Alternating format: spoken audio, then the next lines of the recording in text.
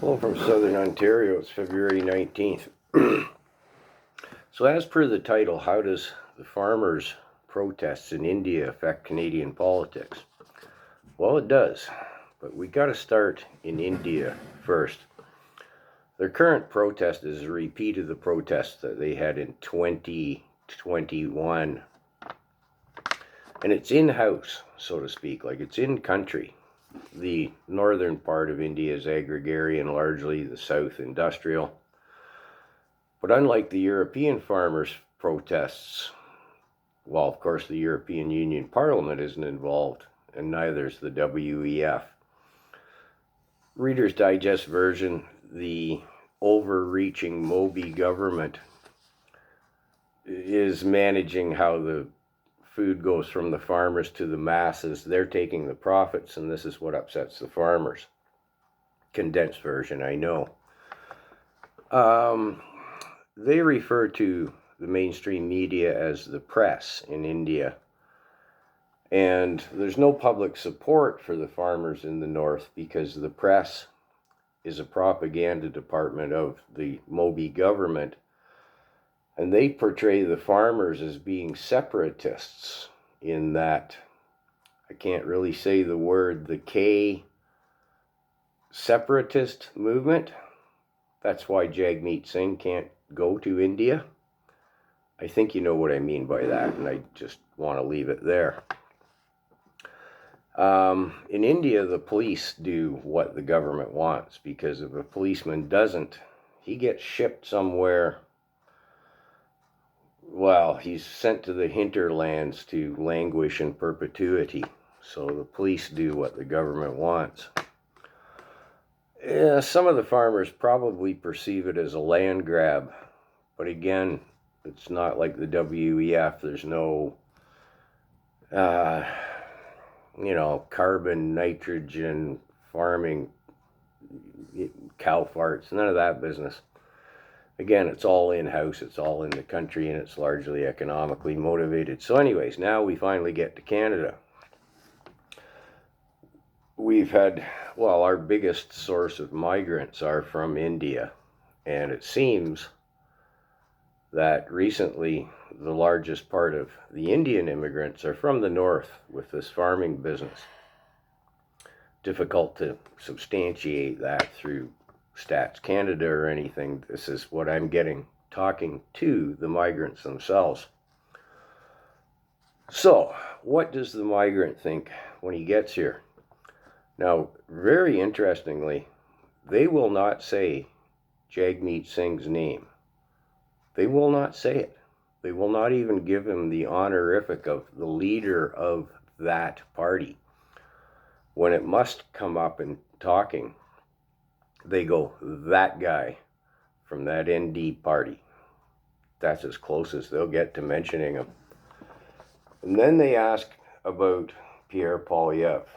They have trouble getting their tongues around Paquette, but they're well aware of who he is. And their first question is, well, what's his stance on immigration? And when I say to them, well, he's reluctant to take a stance and state a stance, because if he says he's against immigration, he doesn't get your guys' vote. And if he says he's against it, or he's for it, then the old stock white Canadian isn't going to like that, and neither is any migrant who's been here beyond 5 or 6 years, for that matter. So then in further talking to these young Indian migrants, they say, well, then we don't really have a choice but to vote for Trudeau because he is openly for migration. I mean, that's why I'm here. And their attitude is, justifiably, to their way of thinking, it's a big country. Is there not room for all of us? At which point I'll say, well, yes, but we're making no provisions for the numbers that are coming in. And then they say, well, like housing and stuff. And I'm like, yeah, housing and stuff, indeed. And then they say, well, there's a bit of prejudice there. And it's like, well, yeah, there is, A A lot of them, well, I don't think any of them realize that in a lot of cases their wages are subsidized by the taxpayer by 50%. They're unaware of this. Or that their employer might not be paying any profit, any taxes on the profits. They don't know that either. Now, it's interesting, they do understand that the media here, mainstream media, the press as they refer to it, they realize it's a propaganda department of the government, the same as it is in India.